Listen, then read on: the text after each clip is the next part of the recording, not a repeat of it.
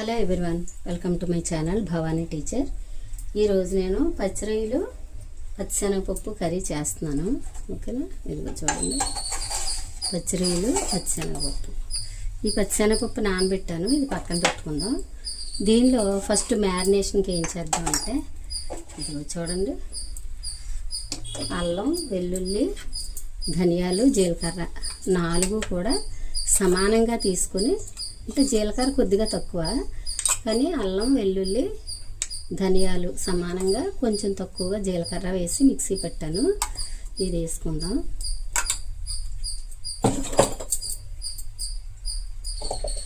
తర్వాత కొంచెం పసుపు, ఫస్ట్ కొంచెం ఉప్పు వేసుకుందాం. కర్రీకి సరిపడా, అంటే కొద్దిగా తగ్గించి వేసుకొని తర్వాత లాస్ట్లో అడ్జస్ట్ చేసుకుందాం. ఓకేనా. నెక్స్ట్ పసుపు, ఇది కేవలం మ్యారినేషన్ కోసం 1/2 స్పూన్ పసుపు.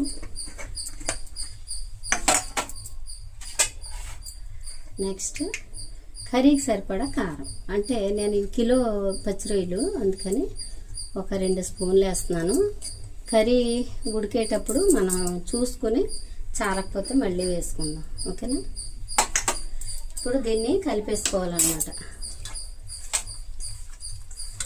బాగా చాలా చక్కగా కలిపేసుకొని, మీకు వీలుంటే ఫ్రిడ్జ్లో పెట్టుకోండి 10 నిమిషాలు, లేదంటే ఇలా పక్కన ఉంచుకున్న, మూత పెట్టేసి పక్కన ఉంచుకున్నా పర్వాలేదు.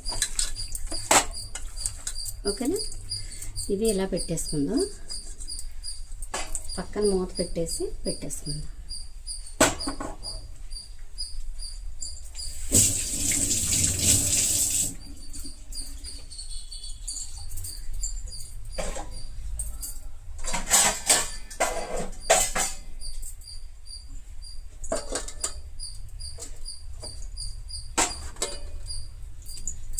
తర్వాత ఉల్లిపాయలు, పచ్చిమిర్చి అవి రెడీ చేసుకొని చక్కగా ప్రాసెస్ స్టార్ట్ చేద్దాం.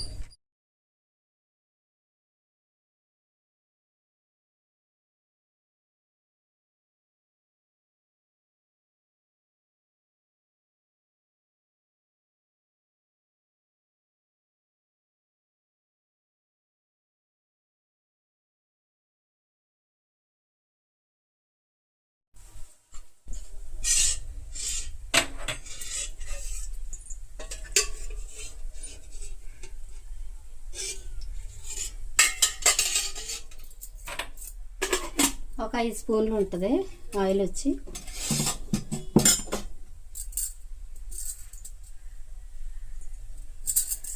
ఫస్ట్ ఆయిల్ వేడెక్కిన తర్వాత మనం ఈ ప్రాన్స్, మ్యారినేట్ చేసుకొని పెట్టుకున్న ప్రాన్స్ని ఫ్రై చేసుకుందాం.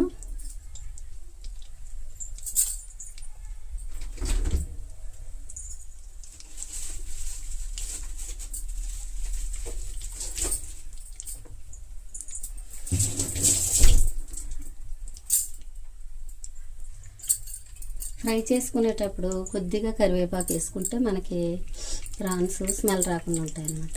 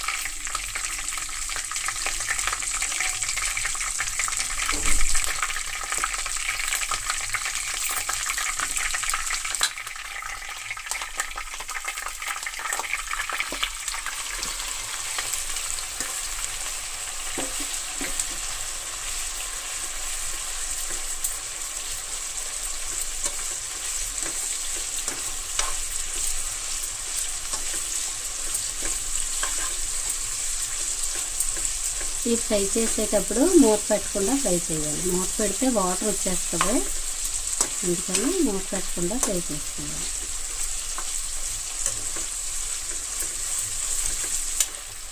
ఒక 5 నిమిషాలు, అంటే ఒక రకంగా చెప్పాలంటే ఆవిరి పట్టడం అంటాం కదా, అలాగే ఒక 5 నిమిషాలు ఈ ప్రాన్స్ని ఇలాగా వేయించుకుని తీస్తే ఏమవుద్దంటే అంటే నీసు వాసన రాకుండా ఉంటుంది.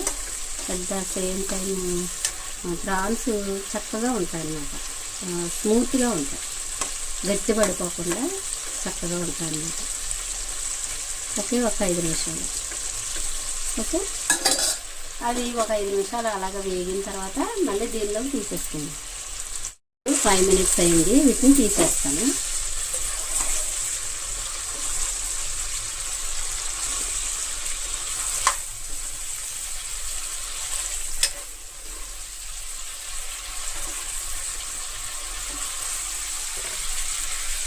చక్కగా ఉన్నాయి రొయ్యలు ఈరోజు. మాకు గోదావరి పక్కన కదా, చాలా ఫ్రెష్గా మనకు కావాల్సిన సైజు దొరుకుతాయి. చిన్నవి కావాలంటే చిన్నవి, పెద్దవి కావాలంటే పెద్దవి దొరుకుతాయి అన్నమాట. ఇవైతే కేజీ 4.50 అట.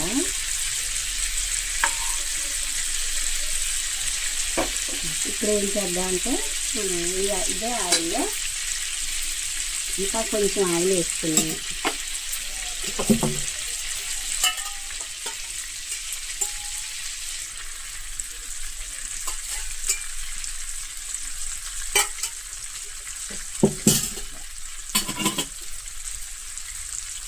మనం నానబెట్టుకున్న పచ్చిశనగపప్పు ఉంది కదా, దీన్ని వేయించుకుందాం.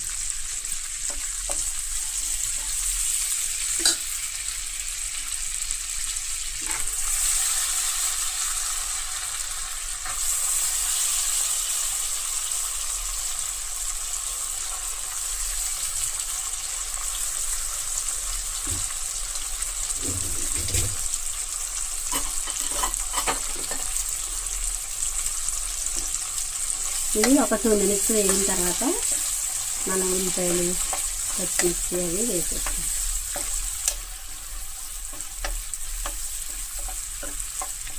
ఎక్కువసేపు అక్కర్లేదు, ఇది ఒక 2 నిమిషాలు వేస్తే సరిపోద్ది.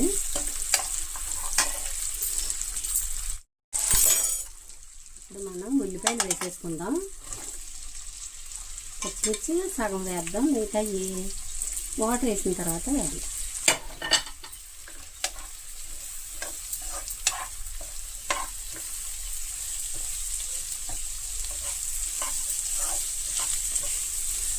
దీనిలో మనం కూరకు సరిపడా వేసేస్తాం ఉప్పు, కానీ ఈ ఉల్లిపాయలు మగ్గడానికి చిటికెడు వేసుకుందాం.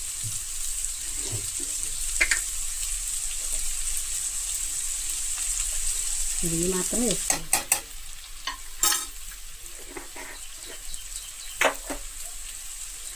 వేసేసి కొంచెం ఇప్పుడు మూత పెట్టుకొని మగ్గించుకుందాం. ఒక 2-3 నిమిషాలు మూత పెట్టి మగ్గిద్దాం.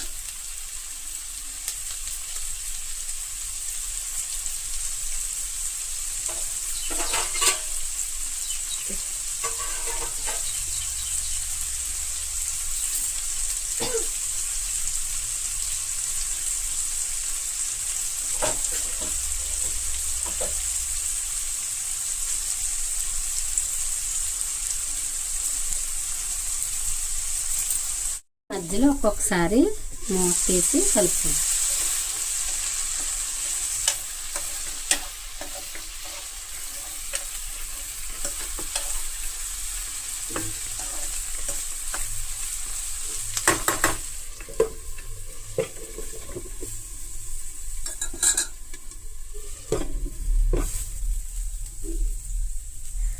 కొంచెం మిగిల్చుకున్నాం కదా, అల్లం వెల్లుల్లి ధనియాలు జీలకర్ర మసాలా అది వేసాను.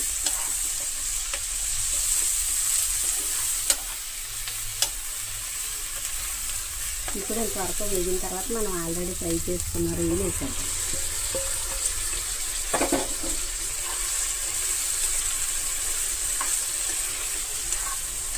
ఉల్లిపాయలు ఎన్ని తీసుకున్నానంటే, కిలో కాబట్టి మీడియం సైజు 4 ఉల్లిపాయలు తీసుకున్నాను. అంటే రొయ్యలు 1/2 కిలో అయితే ఒక ఉల్లిపాయ చొప్పున మనం వేసుకోవాలన్నమాట. కిలోకి మీడియం సైజు 4 ఉల్లిపాయలు వేస్తే కరెక్ట్గా సరిపోతుంది.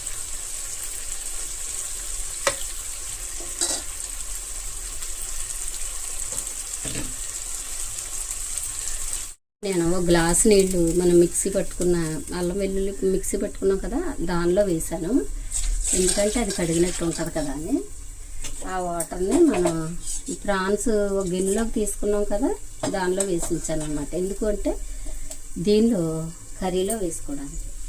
ఎందుకు ఉప్పు కారం మసాలా అవన్నీ వేస్ట్ అవుతాయి కదా, అందుకని. ఇప్పుడు చూడండి ఇంతవరకు అయ్యింది కదా, మనం చక్కగా ఒక్కసారి సరిపేసుకొని. నేను చెప్తూ ఉంటాను కదా కూరగాయలు కానీ ఇలాగా నాన్ వెజ్ కానీ మనం వాటర్ వేసేటప్పుడు ఈ మనం వేసుకున్న మొక్కలు ఏవైతే కూరగాయ మొక్కలు కానీ నాన్ వెజిటేరియన్ మొక్కలు కానీ ఏముంటే అవి పూర్తిగా మునిగేలాగా వెయ్యాలని చెప్తాను కదా. అని నేను చేసే విధానం సుమా అది చూడండి. కరెక్ట్గా ఒక గ్లాసు నీళ్ళతో అవి ఇచ్చేస్తే ఇలాగా మొక్కలు మునిగిపోయింది.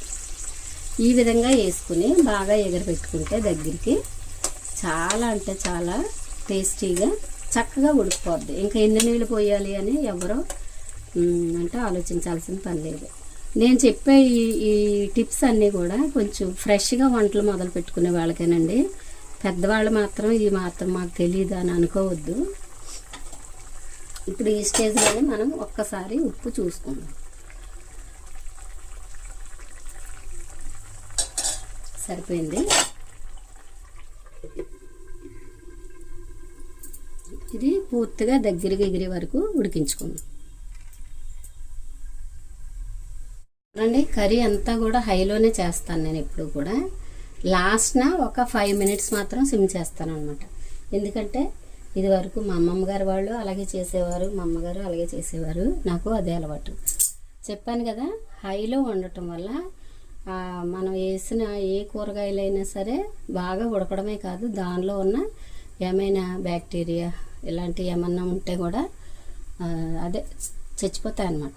హై అది ఎందుకంటే 100 డిగ్రీ సెంటీగ్రేడ్ వరకు ఉంటుంది కాబట్టి అది హైలోనే వండుకోవాలి. ఇప్పుడు 3 వంతులు ఉడిపోయింది. ఒక 5 మినిట్స్కి మనం దించేసుకోవచ్చు అనమాట. ఆ టైంలోనూ నాకు టెర్రస్ మీద ఏంటది చింత చిగురు ఉంది కాబట్టి వెళ్ళి తీసుకొచ్చాను. దీన్ని ఇలా నలిపేసి వేసేసుకోవాలన్నమాట. వేసేసుకుంటే లేత చిగురు కొంచెం చక్కటి చిన్నగా ఉన్న కొంచెం పులుపుతో కూడిన టేస్ట్ చాలా బాగుంటుంది. పూర్తిగా ఎక్కువ వేయలేదు, చింత చిగురు రొయ్యల్లాగా వేయలేదు, చిటికడంతా తెచ్చాను అనమాట. ఇదేమో కొత్తిమీర కట్ చేసి నీళ్ళల్లో పెట్టాను. ఇది కూడా వేసేసుకుని ఇప్పుడు సిమ్ చేసుకుందాము. స్టవ్ని సిమ్ చేసుకుని పూర్తిగా ఉడికే వరకు ఎలా ఉంచేసుకుని మనం దించేసుకుందాం.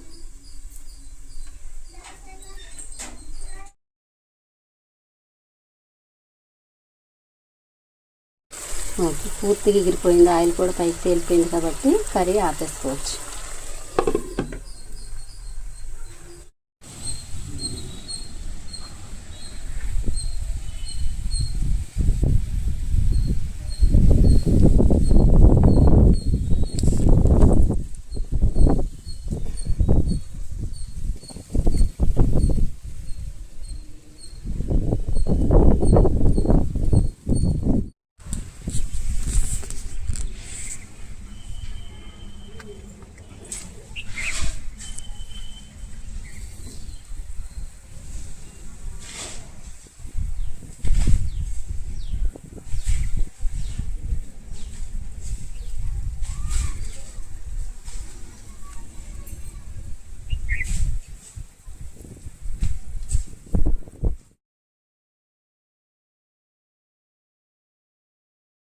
మీద మామిడి పండు నేను తినేసాను ఒకటి. చాలా అంటే చాలా టేస్టీగా ఉందండి. ఇది ఆల్ టైమ్ మ్యాంగోస్ అని తీసుకున్నాం కదా, 2 కాయలు పండినవి. ఆ 2 కాయలు కూడా ఒకటి ఇచ్చాను, ఒకటి నేను తిన్నాను, ఒకటి ఉంచాను అనమాట.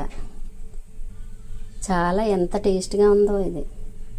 ఆ టెర్రస్ మీద మల్లెలు తీసుకొచ్చి మాల కట్టాను. ఇప్పుడు ఇంకా ఉన్నాయి, నేను త్వరగా కొద్దిగా కోసుకొచ్చాను అంతే.